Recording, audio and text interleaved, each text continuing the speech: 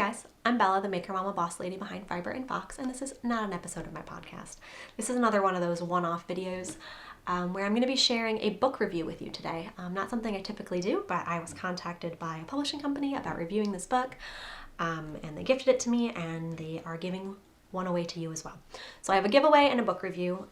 It's going to be knit focused. I'm going to be reviewing this book, Knitting for Olive, and it's got 20 modern knitting patterns from the Iconic Danish brand. You've probably heard of Knitting for Olive if you are at all part of the knit community, but even if you're one of my crocheters here, there's some really great, basic, beautiful knits in here that maybe would inspire you to start knitting. So I'm going to be going through and kind of sharing my impressions of the book and my 3 favorite patterns. Generally, my rule for buying a book, this was gifted to me, like I said, by the Penguin Publishing House Company, which is Interweave. They do Interweave and are apparently associated with Knitting for Olive as well, which is a Danish brand, but the giveaway is going to be for US and Canada only. But I wanted to share this with you because usually my rule for if I'm going to buy a book is that I have to like at least 3 patterns in there. I'm not a huge book purchaser. I'd rather purchase the pattern separately typically, but this is just full of really classic, there's a couple really statement-y things in here, but for the most part, it's got mainly classic, that what comes to mind when you think of like that whole Danish knitting thing. I know you guys can think of the designers that I'm thinking of, those very neutral, basic, almost ready-to-wear, store-bought looking, not like statement like, oh, she knit that pieces, but like, like just really simple raglans and simple hats and things that are going to be even heirlooms. Beautiful classic pieces, as this says, iconic. So I have never worked with Knitting for Olive yarn, and when Heather at the publishing company, their marketing manager, reached out, she said, no problem, there's no requirement to make any of these things or to have worked with the yarn. I would love to. I've heard a lot of the European podcasters speak of it very highly, the Knitting for Olive merino and whatnot, but there's no yarn stores around me that stock it. I might do a quick search to see if there's any places near me within the US that ship it, but I know that Knitting for Olive in Denmark will ship to the USA. It's just paying for shipping and whatnot, but I know people have had good experiences with that as well. So if you are looking to get the yarn in the book, that is something that can be accessible to you. And I think pretty much everything in the book is fingering or DK held with mohair. It's very heavy on the holding of with mohair, I will say that. So if mohair is not your thing, you could always, adjust the gauge to be a single yarn instead of holding something. But the book starts out, it's got this lovely cover photo. This is one of the more statement pieces in the book. And I'm not going to go through every single pattern in here. I'm just going to kind of show you some favorites and some that stood out to me. But it's got this whole section on how the yarn is produced and where they're sourcing from and the ethics of it. So it's talking about how all their silk is cruelty-free and where they get their mohair from and their concerns with animal welfare and sustainability. And it's got these happy little sheeps. Really beautiful photography as well. Again, just very cozy Danish feeling. So it's got the whole backstory on the yarn and the Knitting for Olive brand, some pictures of the mill and inspiration, and just gorgeous photography.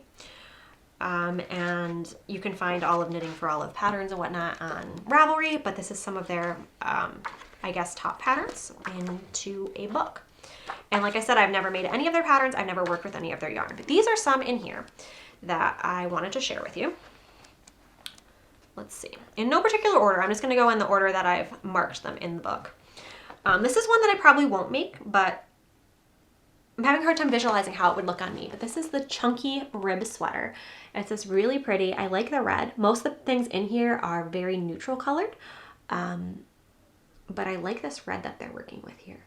It's very similar to it's actually almost identical to the red that I have on in my little scurfy shawl here, which is a design that I'm working on, crocheted by me.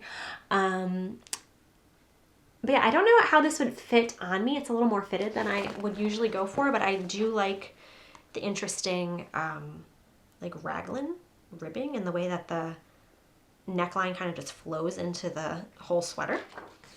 So that could definitely be a staple piece. I just don't know if the fit is my style. I've never made anything all over rib for a garment.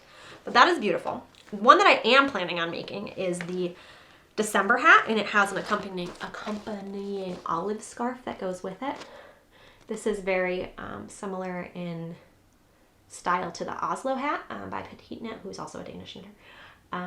Very similar style to that, where it's like the fold over brim. I don't know if the construction is the same or not, but this is the knitting for olive merino held with a silk mohair. So again, probably about a DK gauge.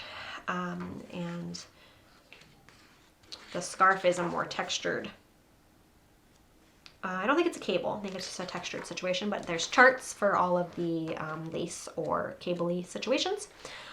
So the scarf itself is a little less staple, I'd say, but the hat is like that basic, like Carhartt fold-up brim.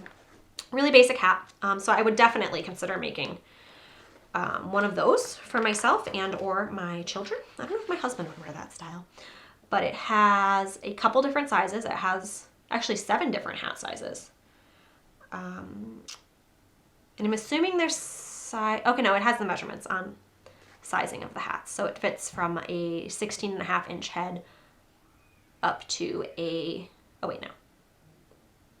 Yes, up to a 24 inch head. So probably like baby to adult sizes on that. And I think the sweaters are all in adult sizes. Let's see, what's up next that I bookmarked? This I like, but I don't think I would wear it because I am not a strappy sort of person. But I do like the look of that. It's really pretty. That's the Chrysler top. I need me a wide strap, but she looks lovely. This one is for all my vest girlies. I'm not someone who makes vests. I'm also not someone who says girlies, so I don't know what that was. But this is Olive's vest.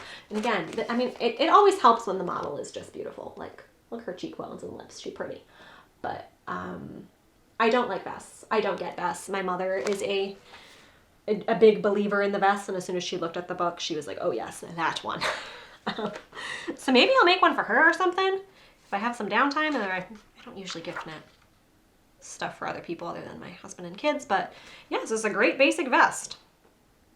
I am not, maybe that'll come back to bite me, because I was like, I'm not a believer in cropped things and whatever, and I've changed my mind. But this one comes in 6 sizes, from a 30 inch to a 49.5 inch bust. And again, I think it's, yeah, the merino held with the mohair. Very pretty color. But yeah, I'm not a vest person. But if you're a vest person, there's a great staple vest pattern in here. I know everybody is all about vests right now. There's this other really beautiful, long, this would be a lot of yarn, but a really beautiful staple jackety cardigan. Open front, really lovely. But again, that's a ton of yarn. So I will not be making that one. And it has a tie, a bit like a bathrobe. I call it a belt to make it sound less like a bathrobe. But that's a really pretty one. I actually had a blue cardigan with a tie like that in like middle school without the mohair. So I won't be making that one. This one, I think I will actually make. I think I might even have yarn to make this. I might make it in leftover from this yarn. This is called It's Not a Sweatshirt. And it is the staplest of all staple pullover. It's a raglan. Yep, a simple, basic raglan. It's got worked in the rounds from the top, shaped using short row, double fold neckband. Just your quintessential raglan sweatshirty pullover. So I really, really like that one. And I think that would be a really great staple piece. I don't have any plain raglans. I have a store-bought one, but I don't have any handmade ones. So I'd like to add one of those. That's probably going to be my cast on, because I've just finished making hats for myself. So I probably don't need a hat right now. But I would very much like to make that. So that is probably the most staple of all staple ones in here. And then there's a lot of other simple pullovers with various necklines. This one's got an interesting, like, folded neckline with kind of a balloony sleeve. This one's got a wider neckline with kind of a slouchy look, simple sweater, which would be another great basic. And then there's some in here that are much more statement pieces. There's another beanie. This one I think my husband would wear because he likes a ribbed beanie usually. This is a very like fisherman-y. My son has one that I've made, and my husband like calls him our little dock worker or something when he's wearing it. But this I think would be a great, another basic staple hat. It says it's a fully reversible woolen hat that can be worn either with a stockinette or the pearl facing outward, so it's 2 hats in one. I don't know if there's a picture of it pearl side. Oh yes, there is. I don't know if I love that, but again, another simple dockside looking hat. And that one runs again from a 6.5 inch head to 24 inches, which I think is baby to large adult. So that is probably my other top pick. This one I don't think I would make, but I do like that they featured nursing. I'm a mama, and I'm a big believer in feeding the babies. So I like that they featured this. It's just a wrap top. It could be used obviously for someone not nursing, but it is very nursing friendly. And I think wrap tops, albeit not my style, I think they're very flattering on a lot of bodies, all the bodies. It's based on a classic ballet wrap, and it's knitted in rows from the bottom up. It's got some ties, really nice finishing, and that one fits from a 30 to a 58.25 inch chest. So that's a really pretty, if you are into wrap tops, that one seems like it would be. And they have it kind of cropped fitting as a wrap usually is, but you could adjust that how you'd like. That's a really pretty one. And then my last bookmark that I have in here that I think maybe possibly I like, I can't decide, this Avia. I'm not sure how to pronounce this one, but that, and it's kind of hard to see because it's in white. But it's another very basic, not tight ribbed, it's like a 1x1 loose ribbed gauge, but it has this very interesting, I don't even know what we'd call the construction. Does it say there? It's got this fun detail across the shoulders. The back, I don't know why they're highlighting the back. There's kind of a seam there. But across the front, does it say how it's constructed? I mean, the pattern's in here. I could read it. But the shoulder panels are worked first in rows from the center outwards. So it's kind of like a saddle shoulder, I think. And then you join and work down. You can't really see it because her hair is covering it in the front. But it's got some really interesting shoulder detail. So that one I think I like. I don't know. I definitely wouldn't make it in a white because I'm the mother of children and a messy human. But I think I like the construction of that, maybe. I've never made anything with like that detail coming over the shoulder piece like that. But it's very pretty. It looks cozy and casual on her. Another one of those like, did she buy it in a store or did she hand make it kind of pieces. And then some more statement-y ones. There's a puff sleeve, which is not my style either, but definitely a fun statement. And then this one, the Barbro blouse. There's no way I would make this for myself, but it is very pretty. Much too fitted for my liking, but very pretty lacy. Like a fanny little lace piece with this fun little like mock neck turtle situation. So that's not my style. And it's got this little keyhole back. It's a very vintage look if that is something that you are into, the short hair.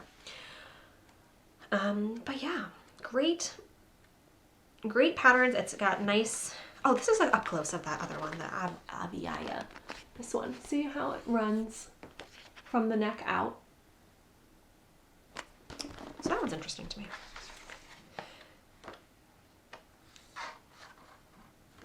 And that's all of them. So there's about 20 patterns in here, and it's got info on the back on abbreviations and how to work the different techniques and stuff. And I'm sure if there was anything that was unknown to you that you could find, even if they're not knitting for olive tutorials, things like short rows and I-cords and that sort of thing. I'm sure there's plenty of YouTube tutorials that you could find if you needed some support there. There's some lovely pictures of this yarn in here. So overall, it's just a really beautiful book. It's got, how many pages are you? The last page is 269, and like I said, 20 patterns. And it's, if you win it, you get it for free, but it's $32 US and 42 Canadian. But it is a big hefty book and you're getting 20 patterns. So if you math it out and there's enough patterns in there, that's why I usually do my 3 or more patterns that I have to like in order to want to house the book and pay for the book, to make it worthwhile rather than just buying the patterns separately.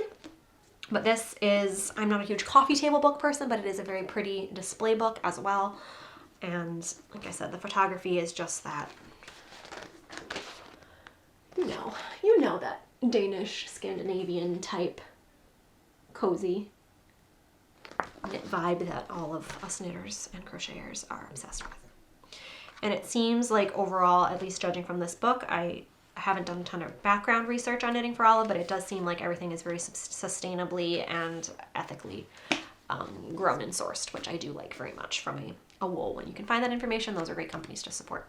So if you are interested in winning this book, it will be sent to you, well, the winner. It will be sent to the winner via the publisher, and I will get them your information. But if you want to be entered, please leave a comment down below the video. Make sure you are subscribed to the channel and leave me a comment of your favorite knit or even crochet.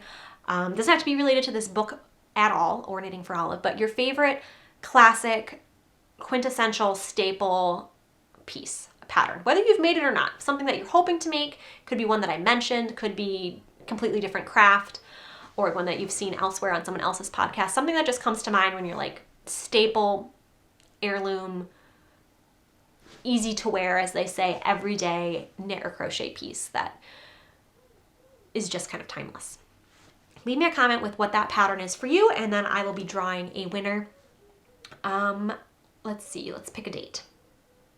I'm not going to pick a date because I'm not sure when this is going live, but it will be before episode 69 of my podcast, and I will announce the winner there in episode 69. So leave me a comment down below. I will be drawing a winner and announcing it in episode 69 of my podcast, so make sure you're subscribed to the channel, maybe have notifications on so you don't miss that, because it's always sad when I draw a winner and then they don't see me call them.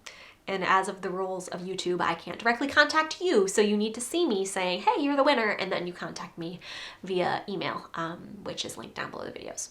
So pay attention in episode 69 if it's you, and then get in contact with me, and I will get you in contact with the publisher, and they will send you a copy of Knitting for Olive. So I'm really looking forward to seeing what your classic patterns are, because it's always good to add those to our wardrobe. Take a look down in the comments, see everybody else's recommendations, and hopefully in the next couple podcast episodes you'll be seeing me cast on some of these things. Possibly a hat, possibly a pullover, we shall see. But thank you so much to Knitting for Olive for sending me this book, and for the publishing company. Thanks for reaching out, Heather, and I'm looking forward to getting started on some iconic Danish pieces. Way to stumble over that, Bella. Way to stick that landing. All right, I will talk to you guys soon in the next podcast episode.